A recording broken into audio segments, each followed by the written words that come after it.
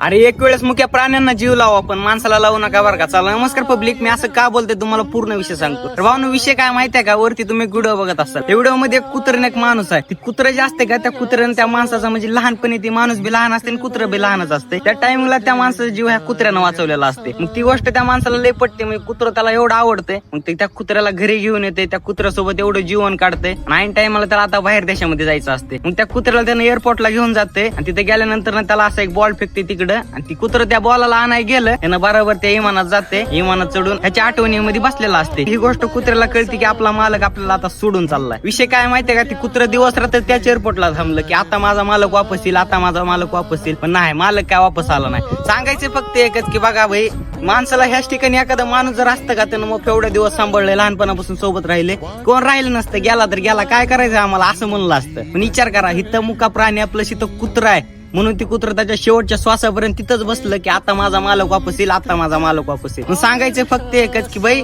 माणसांना जीव लावण्यापेक्षा मुख्य प्राण्यांना जीव लावा. कारण ही कवा बी आपल्याला गद्दार आहेत, ह्यांना किती जीव लावा, ही कवा बी आपल्याला गद्दार आहेत, ती बरोबर वेळ बघून ढासणार आहेत. त्यामुळे का सांगायचं, ह्यांना किती जीव लावला का तरी हे कायम आपल्यासोबत इमानदार आहेत आणि कवा बी खरं आहे बरं का. चला धन्यवाद.